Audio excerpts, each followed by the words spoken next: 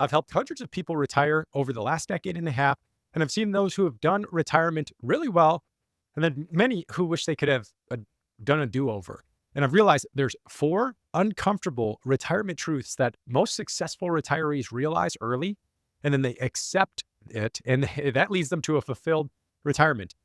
And then there's also people who are unaware of these and they've got to learn it the hard way. So the goal of this video is to share those four truths and then just make sure that you're not surprised in retirement. And if I haven't met you yet, I'm Dave Zoller and I own Streamline Financial with my team of retirement experts. And we created this channel to share what's working for the successful retirees with you. So truth number one, in the years leading up to retirement, our clients' number one focus is on the money, right? The money, the income plan, the tax plan, and the investment plan, and the estate plan. And because we're so focused on it, we get it right and their level of confidence goes up.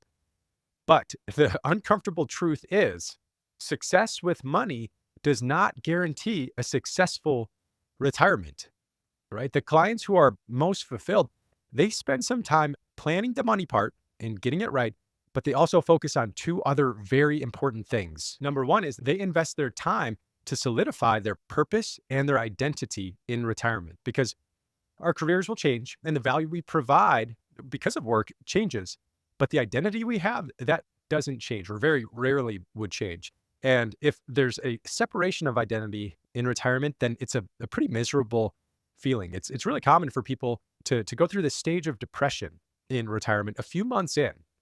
Sometimes it takes a month, sometimes it takes a year, but it's a very common feeling. After they do all of the vacations that they wanted to, the relaxing and the feeling of freedom that they have, it could be a feeling of, is this all there is?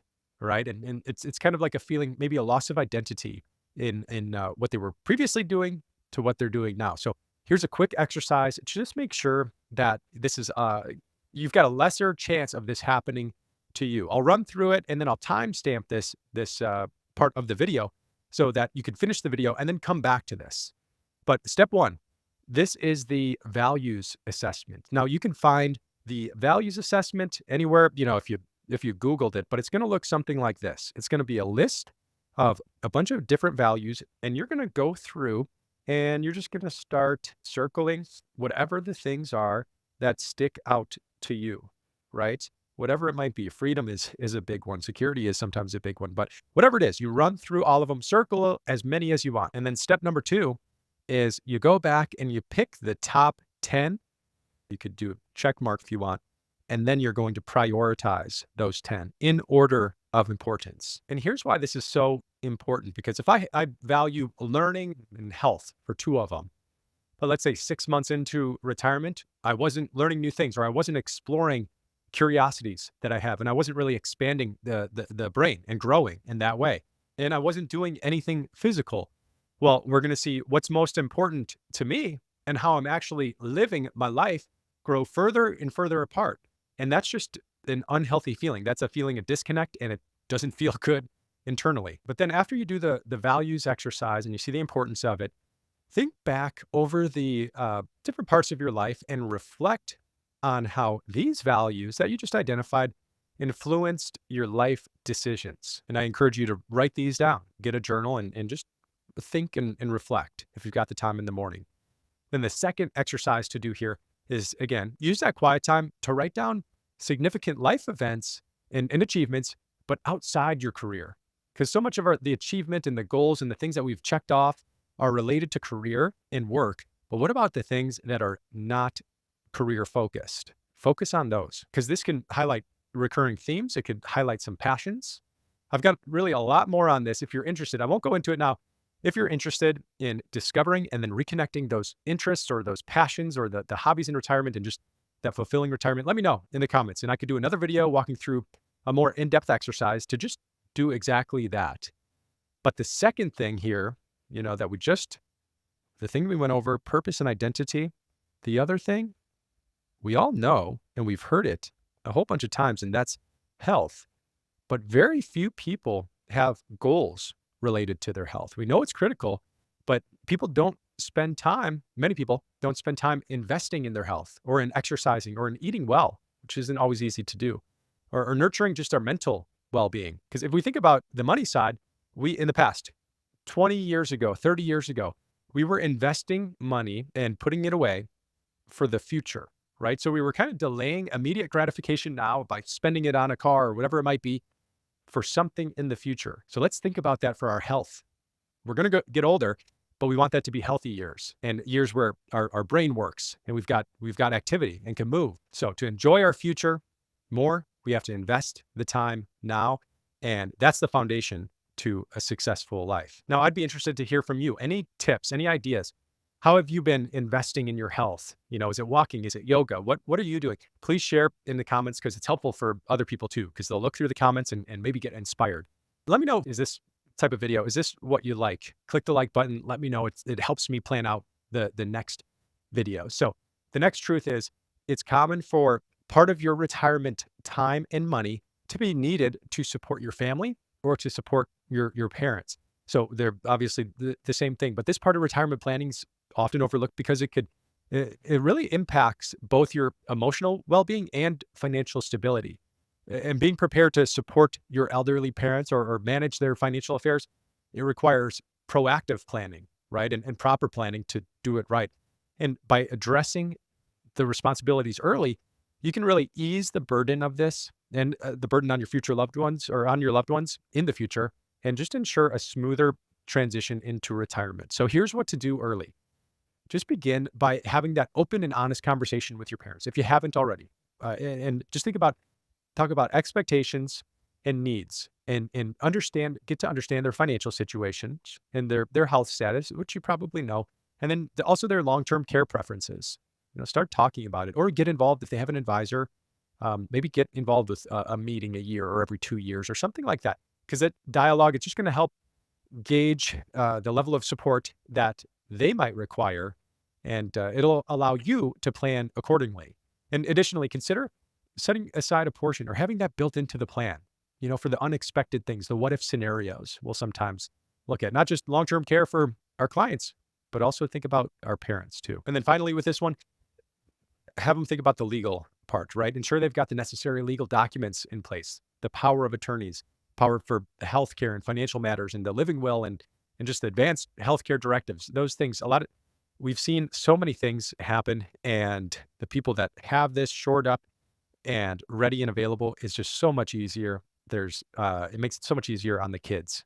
And as you're thinking about your kids too, if you have them, get this stuff shored up because it's just so much more simple. Now on to the next uncomfortable truth, number 3. We often hear or think that retirement is going to be a forever vacation. But the fact is, stress and worry doesn't go away in retirement. There's actually a new type of stress that emerges because while you're working, the responsibility was part on your employer and then part on you to actively produce an income. And if you've done things right, then the goal now is to have that nest egg to provide a passive income for you. But what happens in retirement is there's a feeling of less control with this passive nest egg that you have, which can lead to stress. And this whole retirement thing, you get really just one chance to do it right. And that can lead to stress as well. And sometimes I draw this picture here here's as you're getting older and here's the retirement date. And then this line is the stress level. Oftentimes it will peak the closer you get to this retirement date. Now, what we don't want to have happen is this or even this. For most of our clients, we're able to get back to a level of normal and a level of feeling good. Now, there's something else that adds to this level of stress, and this is the constant barrage of news and negative headlines and fear that we get from the news or from other YouTube channels or people or whatever it is. It impacts our psyche and it impacts how worried we are about our own personal investments. And I recorded a video that's called "They're Predicting a Crash," and I'll link to it at the end of this video so you can watch it. If you ever get worried about the doom and gloomers or the predictions out there from various experts, watch that one because it's so easy to get lulled into this belief of worry and the next big crash. But so many times it's a false belief. And as a reminder, news channels, they've got one job. It's to deliver your eyeballs or our eyeballs to their advertisers. And fear is the easiest way to keep our attention. And the action item here is it's a Carl Richards drawing. And you've got things that matter. You've got things you can control. The action is focus. And yes, there is going to be stock market crashes in the future, and there's going to be a lot of them.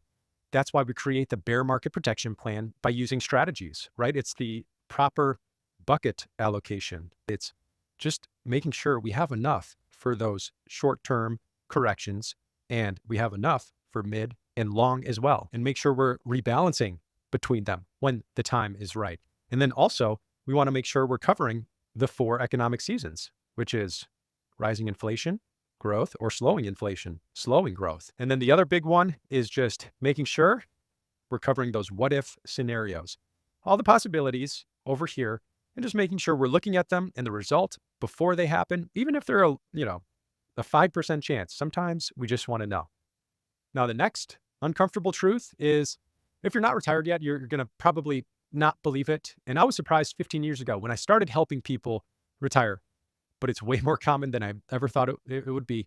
And that is, it can be difficult to transition from being a saver to a spender. And it reminds me of a client, John, we'll call him John, who had more than enough. And he had the plan that was all buttoned up. And he did all the things that we just looked at. And on the money side, he had every reason to be confident. But he continued to delay telling his boss the date that he was going to retire.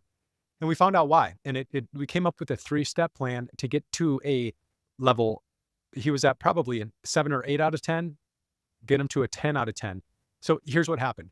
And what happens to a lot of people, no matter the size of the nest egg, there's always a lingering fear that it might not be enough. And this mindset is true for people who've either faced financial insecurity in the past, or they grew up in an environment where money was tight, or if parents treated it that way. Plus, John was an avid news watcher, and there was uncertainty after uncertainty that only increased his fears, and it made him overestimate the likelihood that there's going to be a financial catastrophe or the next financial apocalypse that could really negatively impact him. So here's what we did that allowed him to feel more free and more comfortable in his future. Number 1, we created the income and the spending plan with many different what if scenarios, the thing that we just looked at. And this gave him peace of mind for whatever was going to happen, he would be okay. Then we aligned his values with the things, those things that are most important to him with his spending. 2 of his values were travel and faith. And that allowed him to feel good about spending money on vacations and tours to the Holy Land that he always wanted to do. And he was going to do and does. The next thing we did was set up automatic withdrawals from his accounts. So we got the same amount coming in every first of the month. And then we would schedule regular financial reviews. And this just provided reassurance and it helped him alleviate the fears that he had. Now, this may sound odd, but if you're picking an advisor or working with an advisor, you really want them, we know they have to have the credentials after their name, but you also want them to have these skills of a psychologist or a counselor, right? They ask really good questions and they're really good listeners. You feel like you're understood when you talk to them, and you can feel empathy with your concerns, right? They've heard it before, most likely, if they've been around, but you still want to be able to feel heard. I think that's making sense, because moving into retirement, it's an emotional process, right? Most advisors, they do the money plan really well, but they need to do the emotional side of the money as well if you want that really truly great relationship. So if you're still watching this, you might agree with some of these uncomfortable truths, but don't go to the next video yet, because there's a big difference between learning something and seeing it and then actually applying it. So go back up to the timestamps or click on the timestamps and go back to those action items and complete some of those before moving on from this video. Invest the time now so you can live that truly fulfilled retirement in the future. Then once you do that, I'll see you in the next video. Good luck and take care.